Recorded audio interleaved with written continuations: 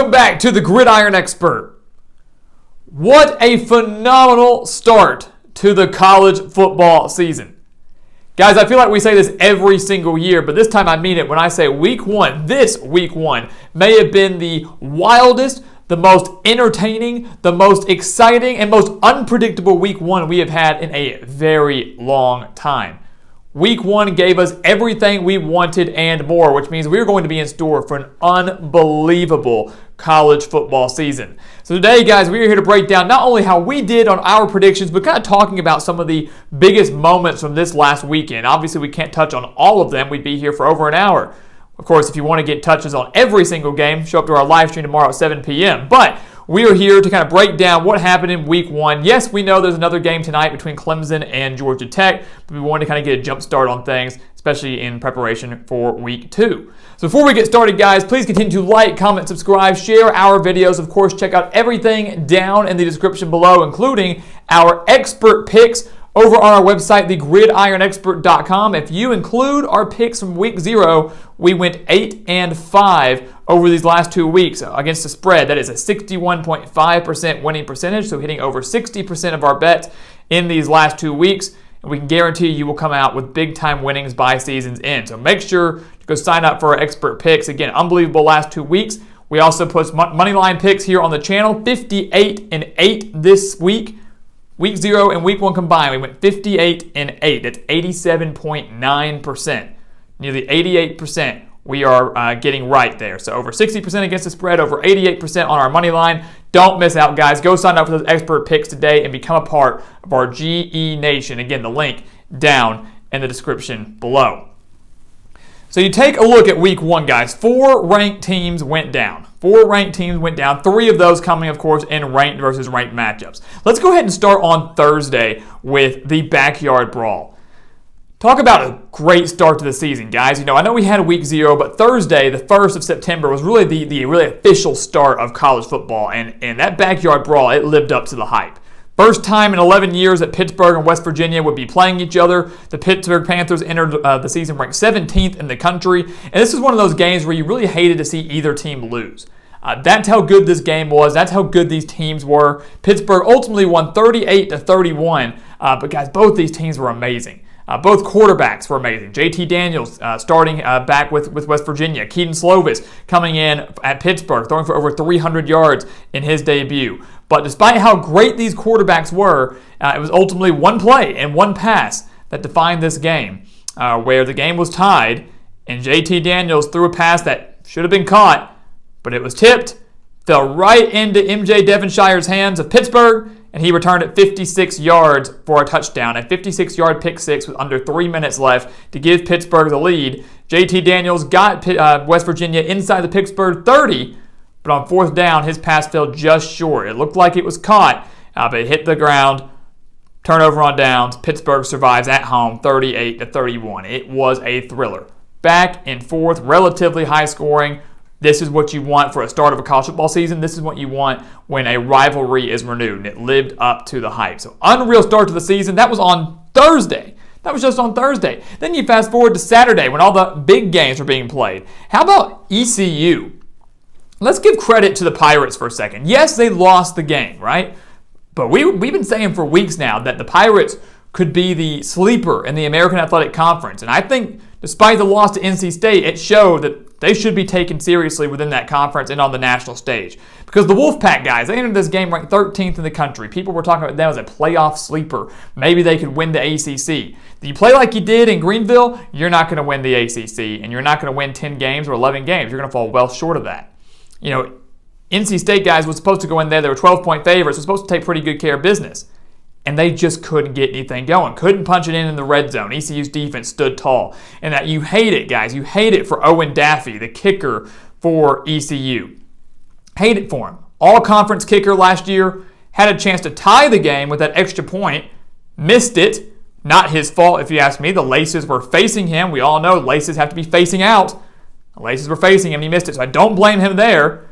And then, obviously, I think it was a mixture of just being rattled and obviously the pressure.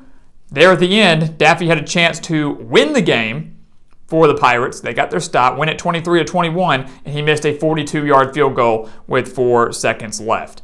And so you hate that, guys. Obviously, some would say what comes around goes around, right? Or what goes around comes around, because NC State, they've had their fair share of heartbreaks, especially on special teams.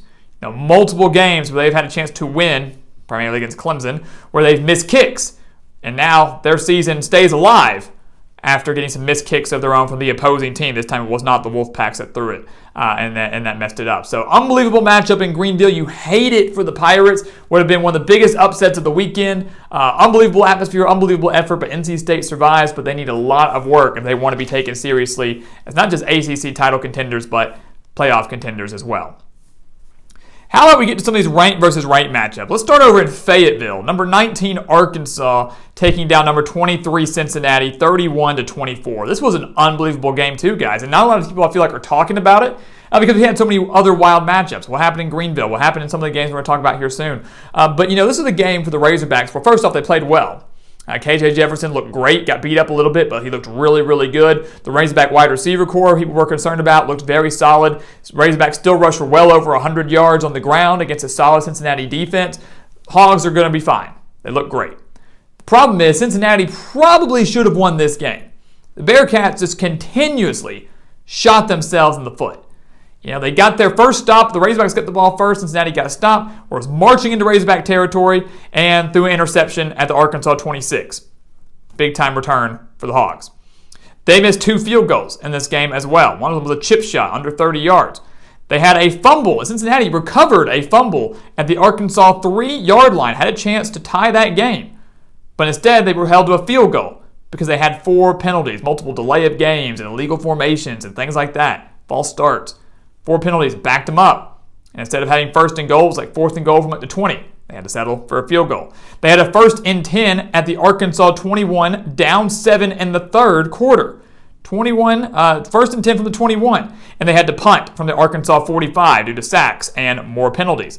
They had a sack that resulted in a fumble recovered by Arkansas at the Arkansas 39. So many chances for Cincinnati inside Arkansas territory, not to mention some of the throws that Ben Bryant missed in that game. Some wide open receivers that easily would have resulted in touchdowns for the Bearcats, but Ben Bryant missed those throws.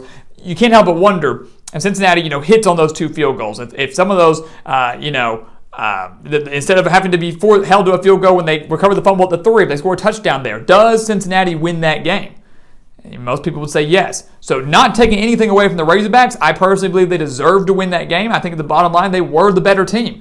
They showed up and came through clutch when they needed to. KJ Jefferson and the defense delivered when they needed to.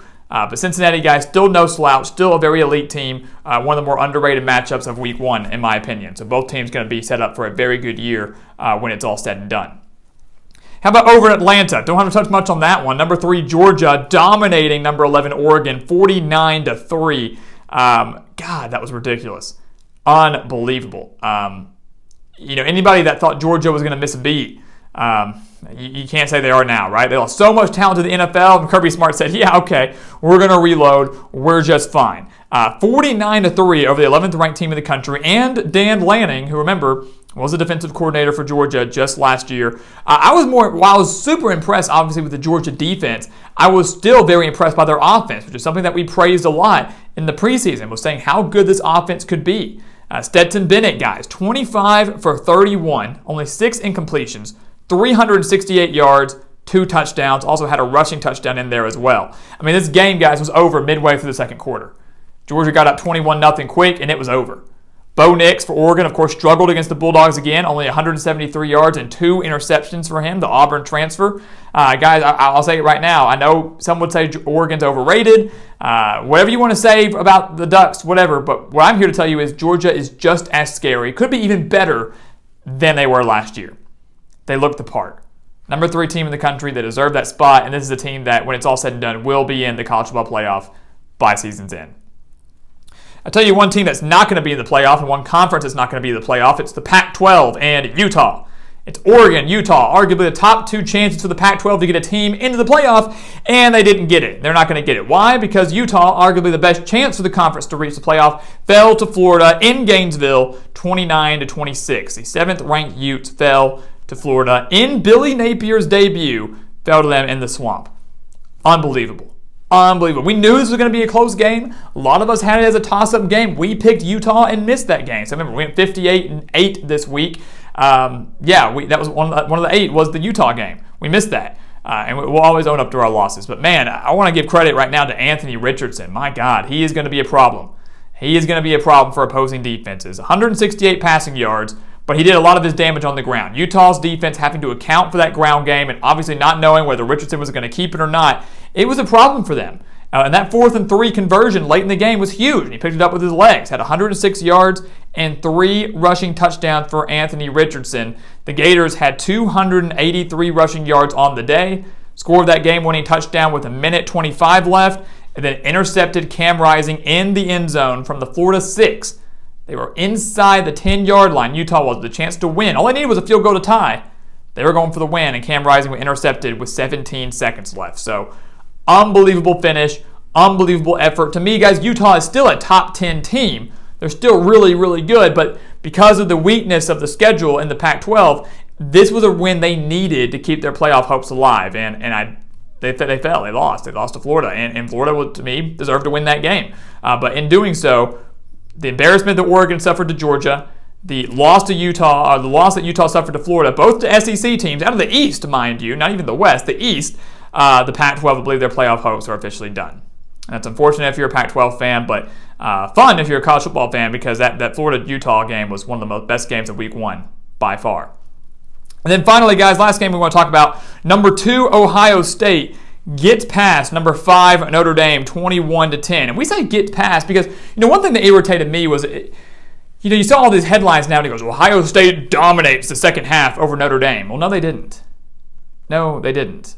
They did not dominate the second half over Notre Dame. Dominating would be outscoring them significantly. Yes, they outscored them by 14 to nothing. But let's keep in mind that Notre Dame was leading 10-7 with 17 seconds left in the third quarter. So they practically led the entire third quarter. Then Ohio State got the touchdown to get up 14-10, and then didn't score the other touchdown to put them up 21-10 with under 5 minutes left. Didn't do that until there was under 5 minutes left in the game. Credit to Ohio State and their defense. Their defense looked much improved. But we knew that Notre Dame did not have the offense to hang in this game. We knew that. We knew that Ohio State had a significant offensive advantage, and we knew that Notre Dame wasn't quite there yet offensively to put up the points and to hang with them if it became some sort of offensive slugfest. We knew that. But the Fighting Irish still were in this game. And to me, yes, you lost this game, but to me, you're still a top 10 team. You're not overrated. You didn't get blown out. And to me, that shows a lot of improvement under Marcus Freeman already. Because I think if Brian Kelly had been leading the team in this game, they probably would have lost significantly. And Ohio State may have covered that 17-point spread. Notre Dame showed a lot of fight. That defense is the real deal. To hold this Ohio State offense to under 30 points is extremely impressive. But again, Ohio State clearly is the better team, showed significant improvements defensively. The offense still came through when it needed to the most. While it wasn't the most exciting game, I would say, of Week 1, I would say there's a lot of promise. Ohio State getting a key resume-boosting win over a good Notre Dame team, and Notre Dame showing, hey, yeah, we lost, but we can hang. We can hang. We kind of surpassed expectations here. A moral victory, if you will. I don't really believe in moral victories, but I believe Notre Dame is the real deal. And when it's all said and done, by season's end, if Notre Dame is 11-1 and that lone loss is only by 11 on the road to Ohio State, they could still make a case for the college football playoff. And losing by 11, way better than losing by 24, 28, something like that, which many people thought they might do that. So again, not the most exciting game. Ohio State getting past Notre Dame, not dominating Notre Dame, getting past, in my opinion. Again, still down for the majority of that third quarter, but two phenomenal teams, two very much improved defenses, and two teams that are going to be a problem for their future opponents going forward. So guys, that was just kind of the biggest moments of this Week 1 that we wanted to talk about. We're going to have way more to discuss on these games and many others on our live stream tomorrow at 7 p.m. Central Time right here on the channel. So make sure to stay tuned for that. Bring your questions, bring your comments. We have a lot left to discuss from this unbelievable week of college football, which again, I know we have one more game left tonight, but we wanted to go ahead and get a jump start on the biggest ones. We probably weren't going to talk much about Clemson, Georgia Tech anyways. But an unbelievable weekend of college football. It is finally back. It is finally here. It is living up to the hype. And guys, it is only going to get better from here. So guys, once again, as always, thank you so much for watching us here at the Gridiron Expert on YouTube. Make sure to continue to like, comment, subscribe, share our videos. Of course, check out everything down in the description below. Again, hitting 88% of our picks, 58-8 this week, 8-5 against the spread. That is a 61.5% winning percentage over the last 2 weeks. You do not want to miss out on these expert picks, guys. Make sure to go sign up for those today to become a part of our GE Nation. The link for that down in the description below. And once again, guys, as always, thank you so much for watching, and we'll see you next time right here on the Gridiron Expert.